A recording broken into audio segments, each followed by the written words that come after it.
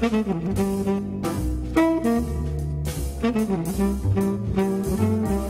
a little quiz for you. In 40 years, this planet will see 9 billion, with a B, 9 billion people.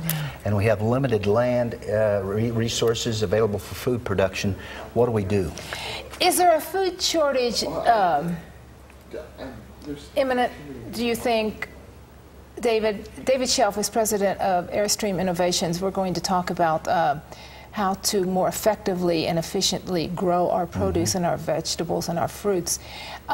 Do you foresee a food shortage?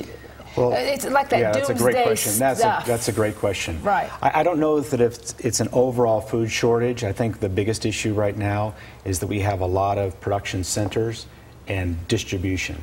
And there's two issues with that. One is the cost and effect on the planet to be distributing produce all over the world. Right. And to your point earlier, I mean, the point we're going to be talking about, effective ways to grow exactly. food. We'll get to solutions. In any atmosphere, in any place. Right. Tanya brought up the issue of problems. Yeah. And so one of the distribution problems is just the cost of dollars and transportation, gas, everything that falls and the into effect on the world. Right. And the other is the lack of security around food that's brought in from other countries, lack of quality control, during distribution, chemicals, potential cutoff of product. I mean, we've already seen that happen with oil, right? Yes. Right, exactly. When we depend on oil from other countries, we are dependent. We get the shaft. Yeah, exactly. 2005, Airstream Innovations, this particular invention was patented. Yes.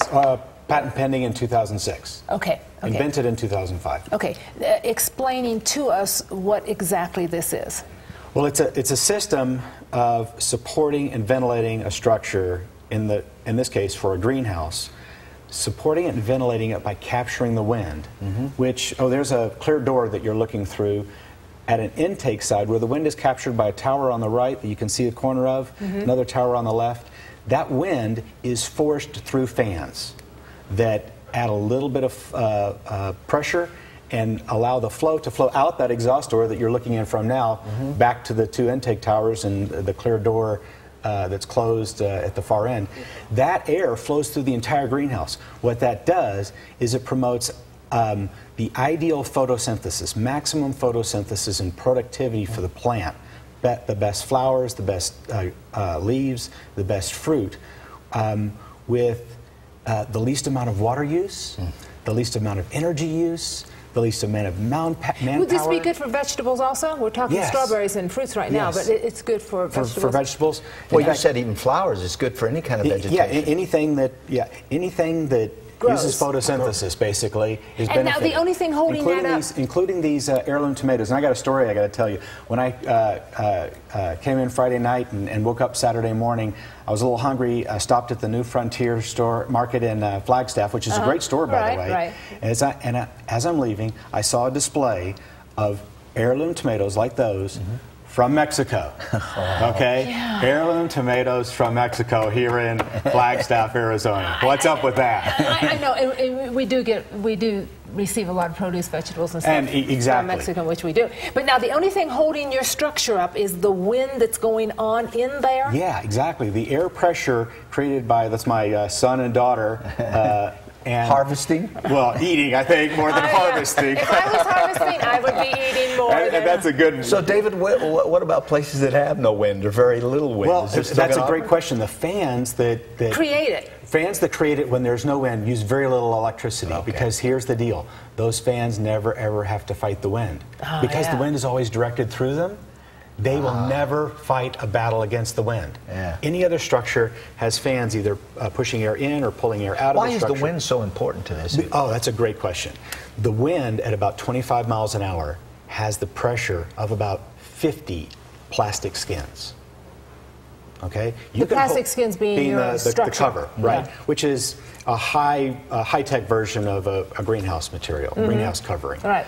The point is that it takes almost no pressure to hold up the greenhouse cover, okay? But to hold it up against the wind requires 50 times that pressure. Yeah. And if you're going to supply that with fanned and electrical energy, that's going to be a pretty penny. Yeah. So the wind also circulating in the structure right. aids the growth Yes. of the product. It maximizes photosynthesis with a minimum amount of water use and other impacts. The last time you were, excuse me, ahead. the last time you were here, there were countries in Europe who were Yes. very interested in this. Yes, and they still are. Oh, good. Okay.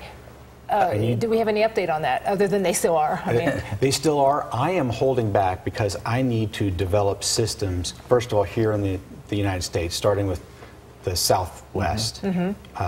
And as I develop those systems and make them more bulletproof, more idiot-proof, more fail-safe, then I can use it. Well, exactly. That's the whole point. It has to be usable. It has to be everybody. Have people looked at you like the nutty professor on this? Oh, all the time. Really? You know, the first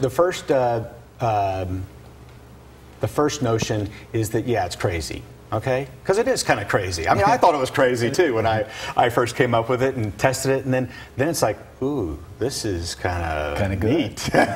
This is kind of powerful. And then it's kind of more awe-inspiring. And then it just becomes more, this is a really good tool. But kind of like computers, you know? Right. They go from... But it's good in so many different ways.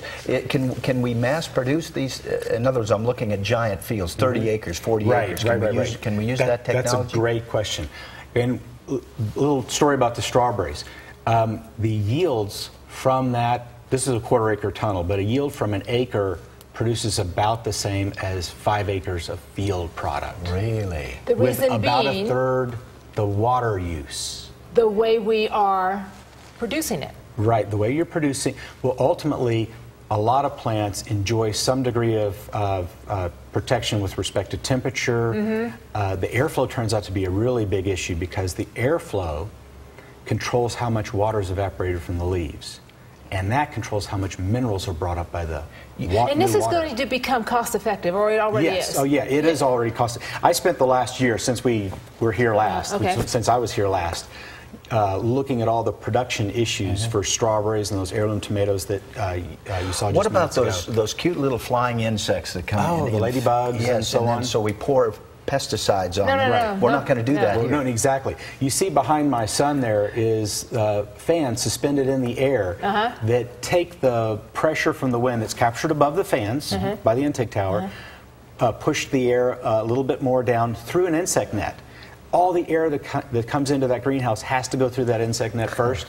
So we have the best defense system, the best fence around our greenhouse right there at the bottom of the, and so we keep those aliens out of our greenhouse. You thought of everything. Right up front. David, thank you. Thank you. Good to see you again. Pleasure. So All the much. very best. I think It's- this is a great innovation. AirstreamInnovations.com? Yes, Okay. exactly. Come visit us. Okay, yes. When we come back, more on the Morning Scramble. You stay right there.